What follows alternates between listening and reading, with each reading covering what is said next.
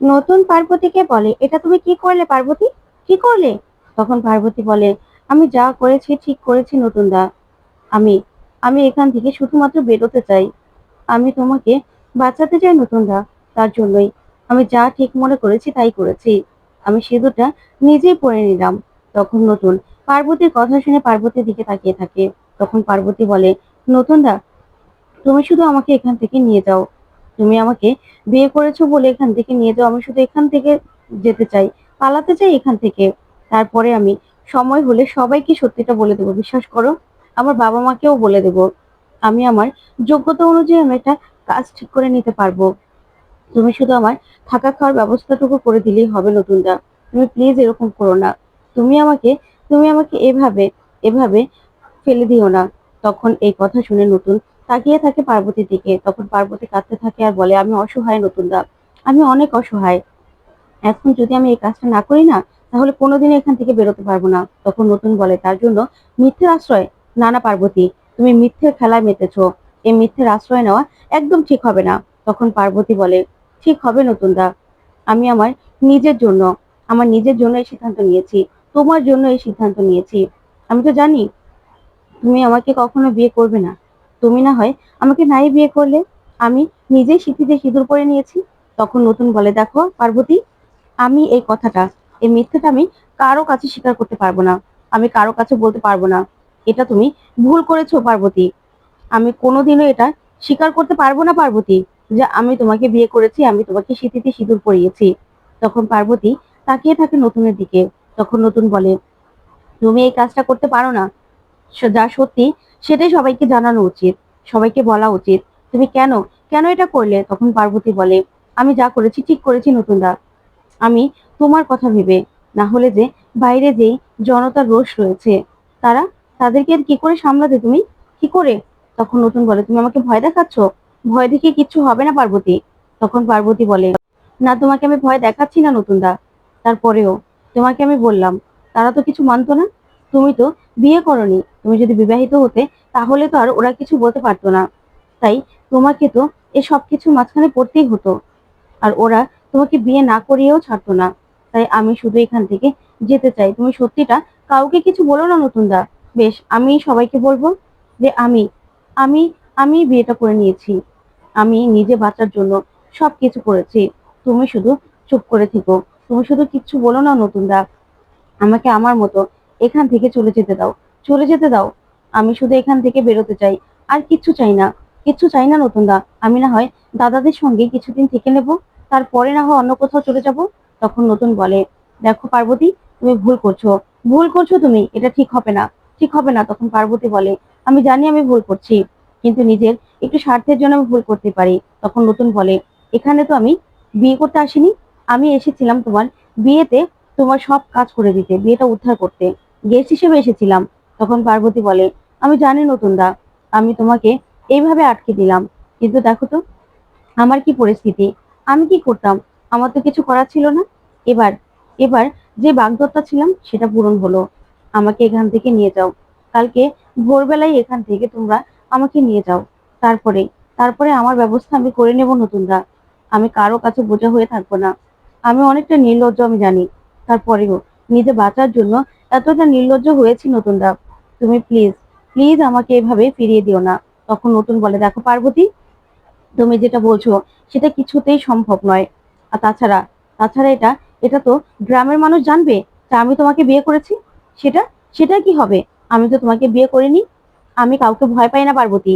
এখানে না, আমি তোমাকে বিয়ে করতে আসিনি, আসিনি বিয়ে করতে।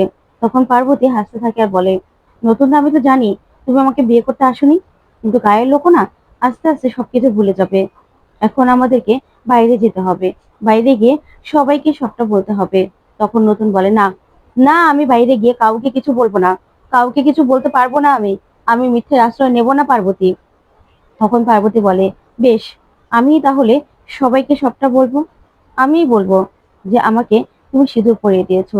এই বলেই পার্বতী দরজা খুলে বাইরে যেতে থাকে। তখনই দেখা যাবে দরজাটা খুললেই পার্বতী দেখতে পায় পার্বতীর বাবা মা দরজার বাইরে দাঁড়িয়ে আছে, সবাই দাঁড়িয়ে আছে। তখন তো নতুন নতুন চমকে যায়। ওদিকে ঠাকুর মশাই আর পার্বতীর মা ভিতরে আসে। তখন তো ঠাকুর মশাই পার্বতীর সিঁথিতে সিঁদুর দেখে তাকিয়ে থাকে। তারপরে ঠাকুর মশাই পার্বতীকে বলে, কিরে, তো সিঁথিতে সিঁদুরকে পরিয়ে দিল মা? কে সিঁথিতে সিঁদুর পরালো? তখন পার্বতী সেখান থেকে দূরে সরে যায়। তখন ঠাকুর মশাই বলে, কিরে মা, বলছিস না কেন? তখন পার্বতী বলে, যার সিঁদুরটা পরানোর কথা ছিল সেই পরিয়ে দিয়েছে। ওইদিকে নতুন রাগান্বিত ভাবে তাকিয়ে থাকে পার্বতীর দিকে। এদিকে পার্বতীর মা খুশি হয়ে যায়। তখন পার্বতীর কাছে দৌড়ে যায় পার্বতীর মা। তখনই দেখা যাবে স্বর্গজিৎ, প্রসূন ওরা ভিতরে ঢোকে। তারপরে দেখা যাবে রেশমি রেশমি আর অনন্যা ভিতরে এসে তো পার্বতীর সিঁথিতে সিঁদুর দেখে খুশি হয়ে যায়। ওদিকে কুর্চি অবাক হয়ে তাকিয়ে থাকে। তখনই কমলিনী সেখানে আসে। কমলিনী এসে পার্বতীর সিঁথিতে সিঁদুর দেখে তাকিয়ে থাকে, চোখ বেয়ে জল পড়তে থাকে। ওইদিকে ঠাকুরমশাই নতুনকে বলে, বাবা, তোমাকে যে আমি কি বলে ধন্যবাদ দেবো আমি জানি না। তুমি আজকে আমার মেয়েটাকে উদ্ধার করলে তুমি আমার মেয়েটাকে। ওইদিকে কমলিনী তাকিয়ে তাকিয়ে কাঁদতে থাকে। তখনই স্বর্গজিৎ নতুনকে বলে, নতুন, আসলে আমরা বাইরে সবটা শুনলাম, কি পরিস্থিতি হয়েছিল সবটাই জানতে পারলাম। একটা একটা বড় সিদ্ধান্ত নেওয়ার আগে কিছু কিছু ছোট সিদ্ধান্ত ফেলে দিতে হয়। তুই যা করেছিস একদম ঠিক করেছিস ভাই। তখন এই কথা শুনে নতুন তাকিয়ে থাকে। ওইদিকে অনন্যা বলে, যাক, তাহলে তুমি আমাদের বাড়ির বউ হলে পার্বতী। যাক, আমি এটা মানলাম যে ভগবান যার সঙ্গে যার জুড়ে রেখে থাকে তার সঙ্গেই তার বিয়ে হয়। ওইদিকে মিঠি এসব কথা শুনে হা করে তাকিয়ে থাকে, কি বলবে কিছুই বুঝতে পারে না। তখন অনন্যা বলে, আসলে নতুনকে এতদিন ধরে বিয়ে করার জন্য অনেক জোর করেছি, অনেক পাত্রী আমি দেখেছি, অনেকেই অনেকের সঙ্গে নতুনের বিয়ের কথা বলেছি, কিন্তু নতুন না কাউকে বিয়ে করতে রাজি হয়নি, কাউকে বিয়ে করেও নি। শেষ পর্যন্ত দেখো ভাই, তোমাকে এই বিয়েটা করে নিল। তাহলে এবার তো আমাদের অনেক কাজ আছে। তখনই বর্ষা বলে, হ্যাঁ হ্যাঁ, এবার বিয়ে যখন হয়েছে বৌভাত তো তখন হবেই, তাই না? কত আনন্দ ওই বাড়িতে। তখন বুবলাই বলে, হ্যাঁ, বিয়েটা যখন হয়েছে তাহলে এবার বৌভাত তো হবেই, আনন্দ অনুষ্ঠান তো হবেই। ওইদিকে নতুন সহজ সবাই বুবলাইয়ের দিকে তাকিয়ে থাকে। তারপরে দেখা যাবে বাবিল বাবিল বলে, নতুন কাকু তুমি কিছু বলছো না কেন? তখন নতুন বলে, আমার তো তোদের সঙ্গে কিছু বলার নেই, আমার তোর মায়ের সঙ্গে একটু কথা বলার আছে, আমি তোর মায়ের সঙ্গে একটু কথা বলবো। তখন এই কথা শুনে রেশমি বলে, ও মা, নতুন, তোমার এখন আবার বুড়ির সঙ্গে কি কথা? তুমি যাকে বিয়ে করেছো, যার সঙ্গে এখন তোমার কথা বলা দরকার, তুমি বরং তার সঙ্গে কথা বলো। বুড়ির সঙ্গে এখন আর তোমার কথা বলার কোনো দরকার নেই। তখন এই কথা শুনে নতুন রেগে যায়। ওইদিকে পার্বতীর মা হাত জোড় করে বলে, নতুন, তোমার কাছে আমি সারা জীবন কৃতজ্ঞ থাকবো, তুমি আমার মেয়েটাকে উদ্ধার করলে। তখনই পার্বতীর মা পার্বতীকে বলে, কিরে মা, তোরা এখানে উঠে আসলি কেন? মণ্ডপেই তো নতুন তোকে সিঁদুরটা পরাতে পারতো। তখন পার্বতী বলে, শোনো মা, কেন? একজন আমাকে লগ্ন ঘোষটা করে রেখে চলে গেল, আরেকজন আরেকজন আমাকে সিঁথিতে সিঁদুর পরিয়ে বিয়ে করেছে।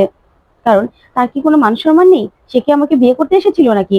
সে তো এখানে গেস্ট হয়ে এসেছিল, সে তো এই বিয়ের পাশে দাঁড়াতে এসেছিল। তাহলে সে যে হঠাৎ করে নিজেই বিয়ে করে ফেলবে, সেই সিদ্ধান্তটা নেওয়াটা কি এতটাই সহজ ছিল? আর আমারও তো মান সম্মান আছে মা, আমার কি মান সম্মান নেই? তার জন্যই তার জন্যই এখানেই এখানে বন্ধ করে যা হওয়ার হয়েছে। আর তাছাড়া গায়ের লোক তো এখানেই দাঁড়িয়ে আছে, সবাই তো সবটা দেখছে, জানছে। আর আমি একজন মেয়ে হয়ে বলছি যে উনি আমাকে সিঁদুরটা পরিয়ে দিয়েছে, তাতে কি হচ্ছে না তোমাদের?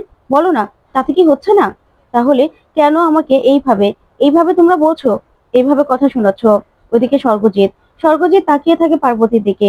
এদিকে নতুন মাথা নিচু করে দাঁড়িয়ে আছে, কিচ্ছু বলতে পারছে না। তখনই অনন্যা বলে, আচ্ছা, এসব কথা বলার এখন মানে আছে? যা হওয়া তো হয়ে গেছে, নতুনের সঙ্গে বিয়েটা তো হয়েছে। তখন স্বর্গজিৎ বলে, আচ্ছা ঠাকুর মশাই, তাহলে আমরা কালকে ভোর ভোরই রওনা করে দেব, কারণ বাড়িতে তো অনেক নিয়ম কানুন আছে, সেগুলোরও তো ব্যবস্থা করতে হবে। তখন রেশমি বলে, হ্যাঁ, বৌভাতটা তো করতেই হবে, বিয়ে যখন হয়েছে বৌভাত না করলে কি হয়? বৌভাতের অনুষ্ঠান করতে হবে বড় করে, কত কত আয়োজন করতে হবে।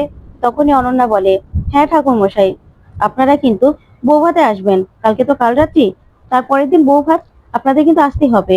তখন ঠাকুর মশাই বলে, হ্যাঁ, আমার পারুম আর বৌভাত বলে কথা, আর আমরা যাব না, আমি গায়ের লোক সবাইকে নিয়ে যাব, তোমরা চিন্তা করো না।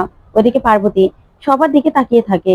তখনই পার্বতীর বাবা বলে, সবাই না, গায়ের লোক সবাই পার্বতীকে খুব ভালোবাসতো, সবাই পার্বতীর জন্য চিন্তা করতো, আমি বরং সবাইকে নিয়ে যাব বৌমা, তোমরা চিন্তা করো না। এতদিনে আমার মেয়ের আমার মেয়ের জন্ম সার্থক হলো। তখন তো অনন্যা খুশি হয়ে যায়। ওইদিকে দেখা যাবে নতুন মাথা নিচু করে দাঁড়িয়ে আছে। তখন কমলিনীও কমলিনী এসব কাণ্ড দেখে তাকিয়ে আছে। তারপরে দেখা যাবে পার্বতী ওর বাবা মাকে বলে, মা, বাবা, তোমরা এবার খুশি হয়েছো তো?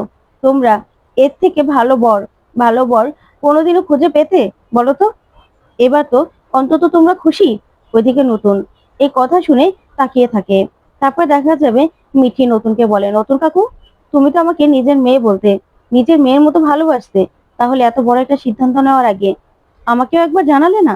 তখন নতুন মিঠির দিকে তাকিয়ে থাকে, কিচ্ছু বলার সাহস পায় না। তখন মিঠি বলে, একবারও তুমি জানাতে পারলে না?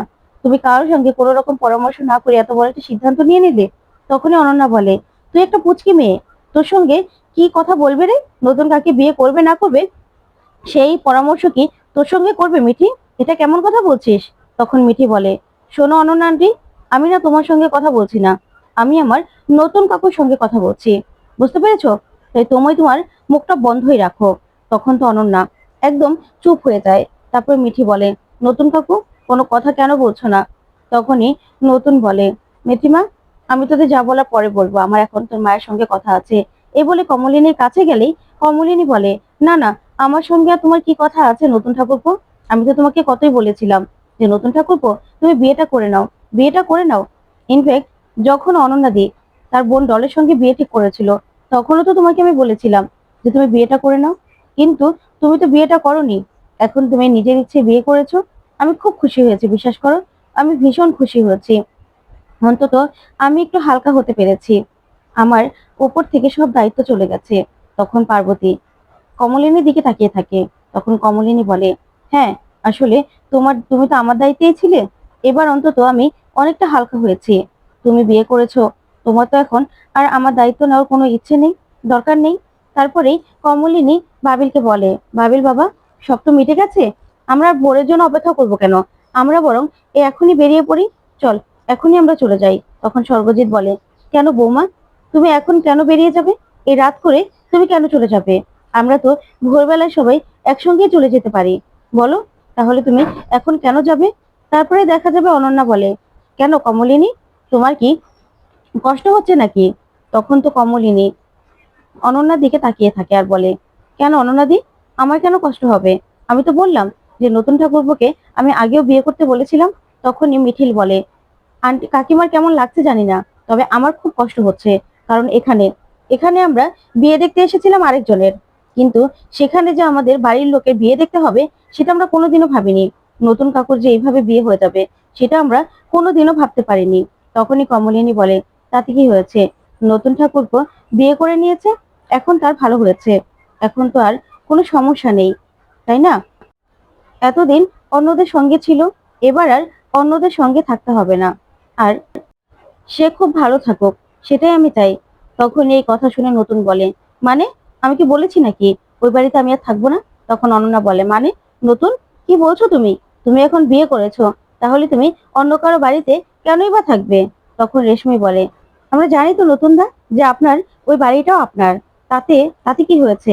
আপনি সেই জন্য বুড়িদের সঙ্গে গিয়ে থাকবেন? এটা কেমন কথা?